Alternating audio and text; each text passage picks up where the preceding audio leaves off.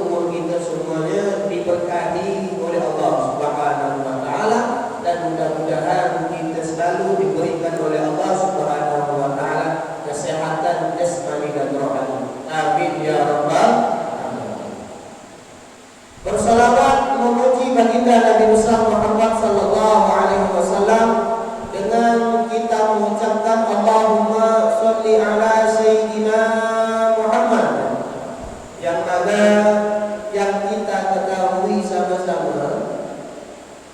nanti di hari kiamat tak seorang manusia pun yang bisa menolong kita.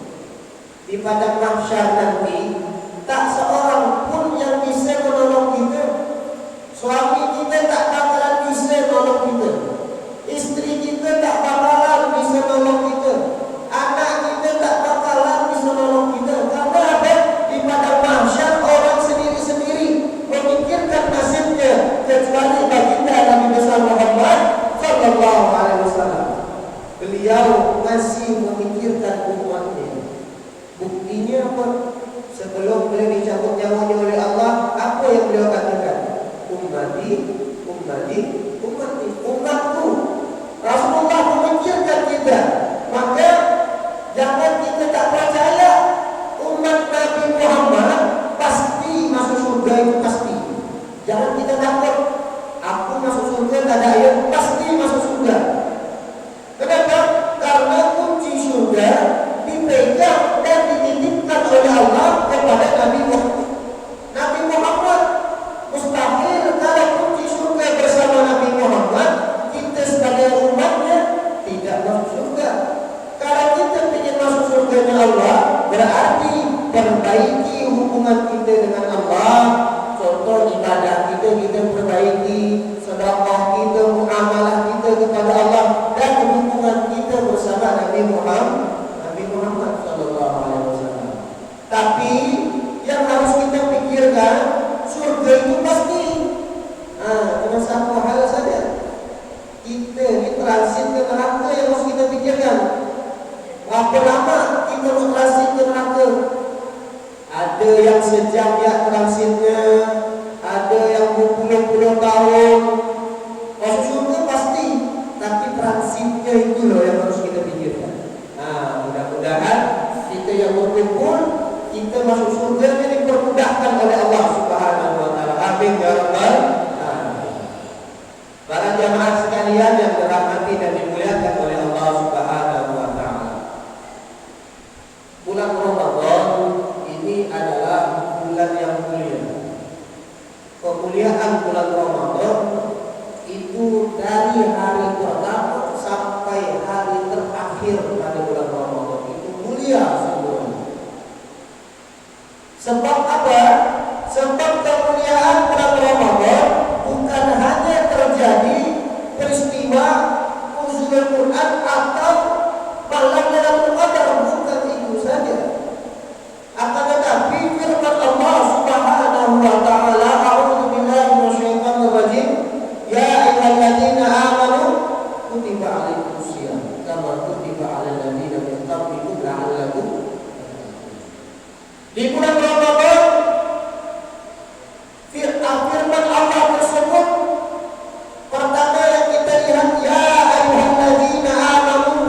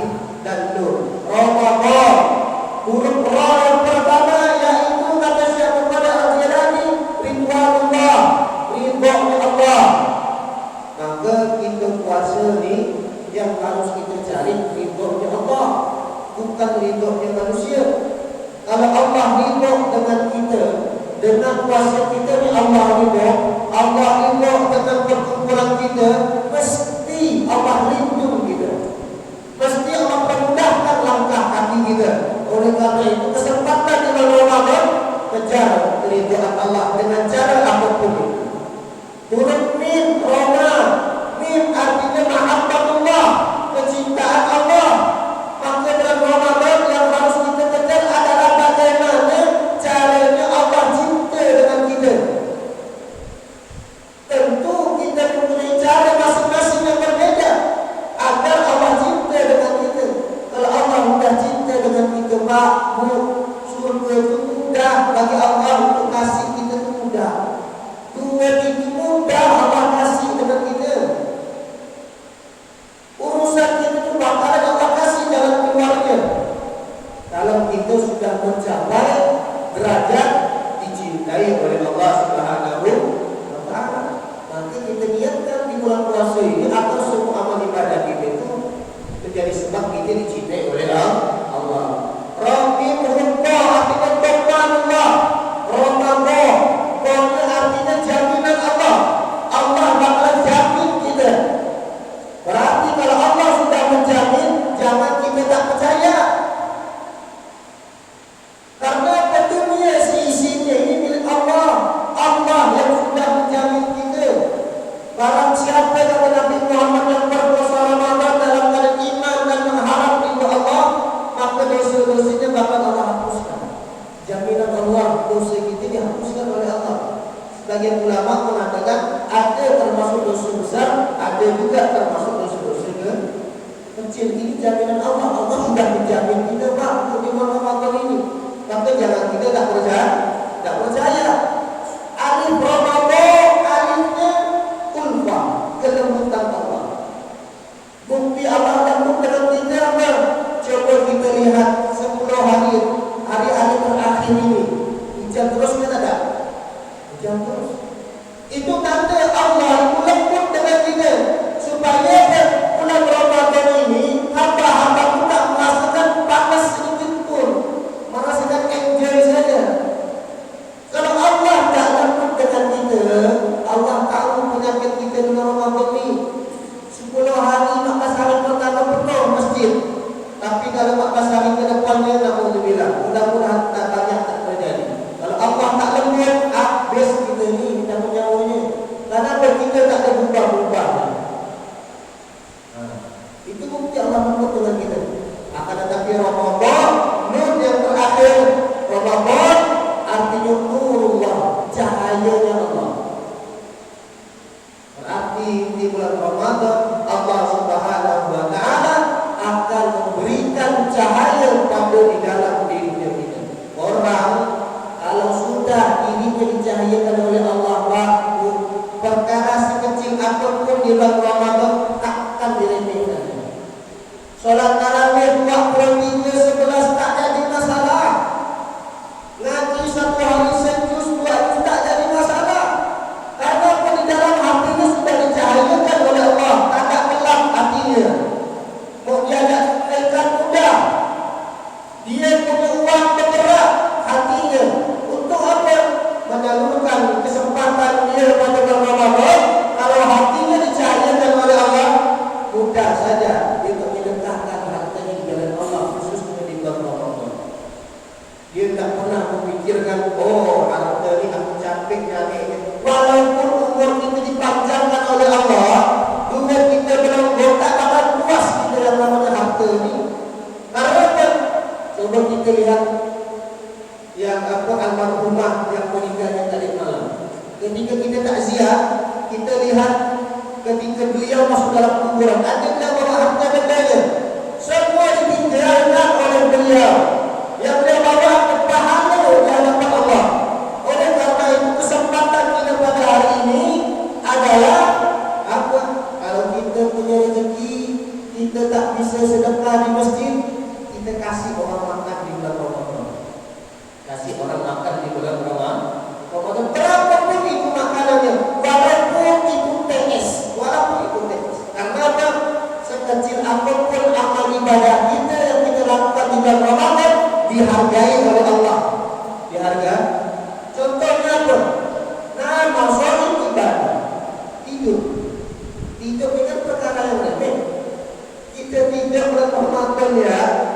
tidak? Ibadah. Apalagi kalau sudah kita mengeluarkan harta kita dengan niat kita kasih makan orang. Pada bulan puasa lagi, orang itu puasa lagi. Apa janji lagi kata Nabi Muhammad dari sahabat Zaid bin Jabir Al-Juhani? Di dalam hadis tersebut diriwayatkan oleh Al-Imam At-Tirmidzi. Beliau mengatakan, "Man fattara sha'iman kana lahu mithlu ajri ghaira la yunqasu ghaira annahu la yunqasu mithlu ajri sha'im syai'un." Barang siapa kata Nabi Muhammad dalam makna hadisnya yang memberikan makanan kepada orang-orang yang berpuasa kata Nabi, maka dia akan mendapatkan pahala sebagaimana orang tersebut banyaknya orang berpuasa yang ia berikan makanan, tidak berkurang sedikit pun jumlahnya. Berarti apa? Kalau kita didekatkan cuma TS untuk misalkan Masjidul Zahir ada buka puasa misalkan, kita yang punya kelebihan gerakkan hati kita walaupun itu TS. Kita tidak tahu, mungkin sebab air itu dosa-dosa kita dihapuskan oleh Allah, kita tidak tahu. Mungkin sebab kuah, misalkan kuah Indomie saja kita sedekahkan, kita tidak bisa kasih hal yang lain, kita cuma bisa kasih Indomie saja. Kita tidak tahu di balik Indomie tersebut mungkin sebab makanan ini nantinya kita husnul khotimah. Banyak Pak, kan udah terkenal, udah pernah kita dengar. Mohon maaf, seorang pelacur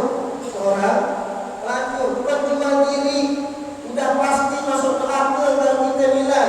Tapi apa? Mohon maaf, ketika pulang daripada dia jual dirinya di malam hari, mohon maaf, dia lihat binatang anjing yang lagi tengok ke sungai ingin minum air. Bayangkan orang yang penuh dosa. Ini binatang yang dikasih minum, ini binatang najis lagi. Yang ngasih minum, yang ngasih makan orang yang penuh dosa lagi di hadapan Allah. Tapi akhirnya dia turun, dia ambil air itu dengan sepatunya dan dia mengkasihkan anjing yang kehausan tersebut. Karena apa? Karena dia berpikir kalau anjing itu sampai minum seorang, anjing itu bakal terjatuh dan mati di sungai itu. Akhirnya dia turun, diambil air itu dengan sepatunya dan dia langsung kasih binatang anjing itu minum sampai anjing itu kenyang, dan keesokan harinya perempuan ini meninggal. Ketika meninggal langsung di surga di hadapan Allah Subhanahu. Orang yang penuh dosa, yang tak pernah sholat, di akhir hayatnya Allah gerakkan hatinya cuma memberikan minum kepada binatang. Berarti apa? Orang yang sudah menyalurkan harta bendanya di jalan Allah, walaupun yang dia kasih misalkan binatang, kalau dia ikhlas Allah itu pasti surga jalan. Dan hartanya tidak bakal berkurang.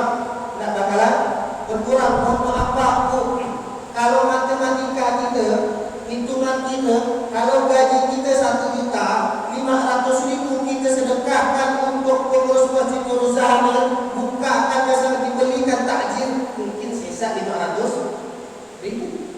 Itu hitungan kita. Tapi kalau hitungan Allah tidak seperti itu. Kalau gara-gara 500.000 kita dapat surganya Allah, mesti kita berpikir kalau aku tahu seperti ini ya Allah, akan kusedekahkan semua hartaku di jalan Engkau. Dan belum pernah kita mendengar orang yang ngasih makan seseorang hidupnya susah, belum pernah saya itu. Orang kalau dia ngasih makan orang, baik dia berpuasa ataupun di luar bulan puasa, belum pernah saya ketemu orang itu miskin dan susah hidupnya, belum pernah. Karena apa? Karena kalau kita ingin Pak menggerakkan hati kita untuk ngasih makan orang berpuasa, satu, ada beberapa cara. Yang pertama, ketika kita ingin ngasih, jangan pernah kita pikirkan berapa jumlah yang kita keluarkan. Tidak usah pikirkan. Tidak usah pikirkan. Berapa jumlahnya, tidak usah gitu. Ya Allah, tadi gua aku udah 500.000, itu mulai goyang dan Ego, nah kita saya sampai 200.000 adalah. Padahal niatnya sudah 500.000. Syaitan sudah dibelenggu oleh Allah. Tak mungkin syaitan gabung itu berarti dan masuk kita tak mungkin. Neraka jahanam pintunya ditutup oleh Allah. Berarti siapa ni yang masih menghantui kita sehingga kita berat untuk mengeluarkan harta kita kasih makan orang berbuat hawa nafsu. Hawa nafsu. Maka kata Nabi Muhammad, musuh yang paling berat kita perangi adalah hawa nafsu di dalam diri kita. Hawa nafsu kita bilang, tak usah kau ngasih makan orang puasa. Betah ini nak apa? Bagus kau berikan baju ya lah. Bagus kau kasih anak kau berikan celana ya lah. Orang dah banyak beli lah. Betul tak dia? Kata dia, ini betul kan orang nafsu bilang. Bahawa hawa nafsu yang menggoda dia, syaitan ni masih dibelenggu, masih dibelenggu oleh Allah. Berarti apa? Di bulan puasa kita harus berperang melalui hawa nafsu itu, melawan hawa nafsu itu. Dapatkan miskin Pak. Satu, ketika kita ingin memberikan makan ataupun apa rezeki sedikit bagi mereka-mereka yang berpuasa, kata Nabi Muhammad, tak berkurang sedikit pun hartanya, bahkan pahalanya tak berkurang. Justru makin banyak orang yang kita kasih makan di bulan puasa, semakin banyak itulah pahala yang kita dapat. Kalau kita kasih makan 100 orang, 100 itulah yang Allah kasih pahala untuk kita. Yang kedua apa? Ketika kita kasih pertama kali, jangan kita pikirkan jumlahnya. Walaupun itu 50.000, salurkan habis itu langsung pulang. Langsung pulang. Yang kedua apa? Yang kita lihat adalah, ya Allah, yang aku kasih ini adalah umat Nabi Muhammad. Umat Nabi Muhammad, ya Allah, yang aku kasih ini adalah hamba Engkau, ya Allah. Maka ridhoilah rezeki yang aku keluarkan. Kalau kita pikir yang kita kasih ini hamba Allah, berarti yang membalas adalah yang menciptakan hamba tersebut. Tidak? Yang kalau kita pikirkan adalah umat Nabi, berarti yang kasih jajaran adalah Nabi Muhammad. Tenang kita waktu. Maka ini salah satu sebab cara paling mudah untuk membersihkan hati kita di jalan Allah. Salurkan hati ini. Ya Allah, aku keluarkan rezeki aku kasihkan sebagian rezeki aku ini di bulan puasa untuk mereka-mereka yang berpuasa. Aku niat dengan harta ini agar penyakit-penyakit di dalam dirinya aku ini aku keluarkan. Atau keluar. Tak bakal rugi, Pak. Orang ngasih makan orang berpuasa tak bakal rugi. Kata Nabi, ada 3 hal yang bisa mengangkat derajat orang di sisi Allah. Ada 3 hal. Yang pertama, sering ucapan salam. Ketemu, Assalamualaikum. Ketemu, Assalamualaikum. Ini ketemu, Mas Bro. Assalamualaikum saja. Kamu Mas Bro. Assalamualaikum. Assalamualaikum jangan dilepaskan. Karena itu ucapan doa. Kalau kita mendoakan orang, berarti kita menyenangkan orang. Kita pasti juga disenangkan oleh orang tersebut. Orang bilang apa? Waalaikum. Doa balas. Yang kedua apa? Fa'in'am to'am. Memberikan saudaranya makan. Memberikan saudaranya makan. Apalagi ini di bulan puasa. Sudah saya katakan, tidur saja Allah jadikan ibadah. Berarti kalau harta kita dikeluarkan untuk orang berbuka puasa, besar ganjarannya. Makalah Pak, pahala itu ada Allah tampakkan. Pahala ketika kita ngasihkan harta kita, misalnya kita buatkan ibu-ibu buatkan teh, misalnya untuk orang yang berpuasa, titipkan dan pengurus masjid, misalkan kasih semuanya. Kalau Allah nampakkan Pak, pahala orang-orang yang memberikan makan bagi mereka-mereka yang berpuasa, neraka sepi. Neraka sepi neraka. Mesti sepi neraka. Malaikat malik mesti komen dengan Allah, ya Allah, sepi kat bumi aku ni.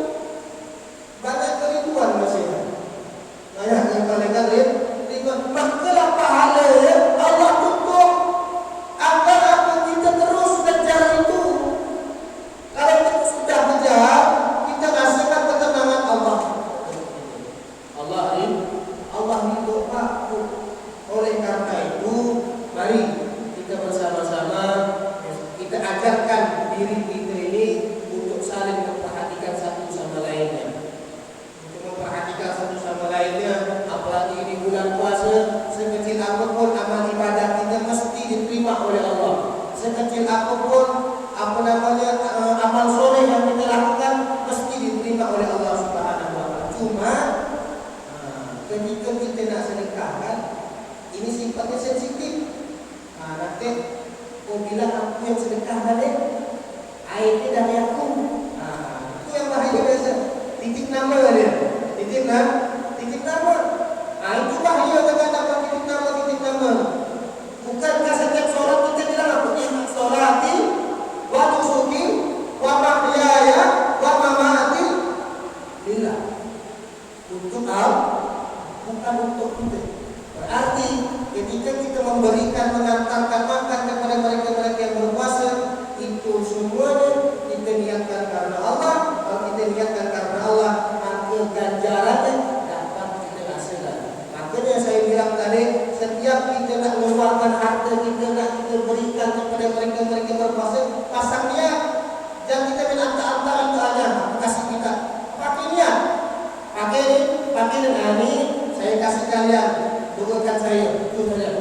Atau saya, ya Allah, saya niatkan tanggal makanan ini untuk saudara-saudara saya yang berpuasa, agar penyakit hati kau keluarkan, agar rezeki saya kau berkahkan, agar hidup saya kau tenangkan. Bahkan Pak, sebelum saya tutup, ada tetangga saya terus sakitnya, udah berobat di rumah sakit, udah berobat, dokter udah angkat tangan, udah angkat akhirnya inilah sejahat-jahatnya anak. Kalau dia pernah hadir majlis ilmu sekali, pernah dia mendekatkan ke Ustaz itu bilang, kalau mendekatkan hati jalan Allah bisa menyembuhkan penyakit. Akhirnya anak ini dia cuma sisa duit 200.000 di dompetnya, 200.000. Anak umi orang tua ini sakit, nggak bisa disembuhkan lagi lah, kata dokter. Pusing anak ini, dompetnya sisa 100.000 lagi uang dia. Ada dia dengar Ustaz tadi bahwa orang yang mengeluarkan harta di jalan Allah bisa menyembuhkan penyakit, maka dia keluarkan waktu. Dia berikan makanan, dia kirimkan ke yatim piatu.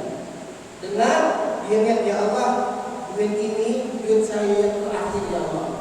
Saya berikan makanan untuk saya sedekahkan kepada anak-anak yatim piatu, ya Allah. Dan saya niat mudah-mudahan dengan sedekah ini orang tua saya sembuh. Akhirnya Pak, subhanallah, Allah turunkan mujizatnya, Allah turunkan ridhonya Allah turunkan, Allah terima yang ibu itu. Ternyata subhanallah 1 bulan ke depan orang pun sembuh total. Sampai sekarang orang pun masih hidup. Akhirnya yakin anaknya bahwasanya kalau orang pun sembuh bisa menyakit, langsung anak ini sedekah tak berhenti. Makin sehat.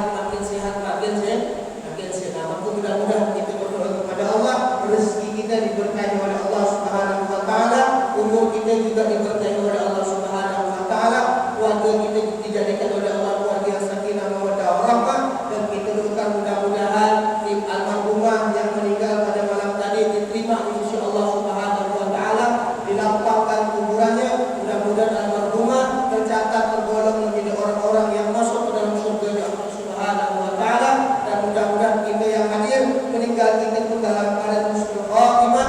Amin ya rabbal alamin. Mungkin hari ini yang akan saya sampaikan karena kita tidak perlu pada lebar, karena saya ada kewajiban untuk mengurus daripada saudara-saudari kita.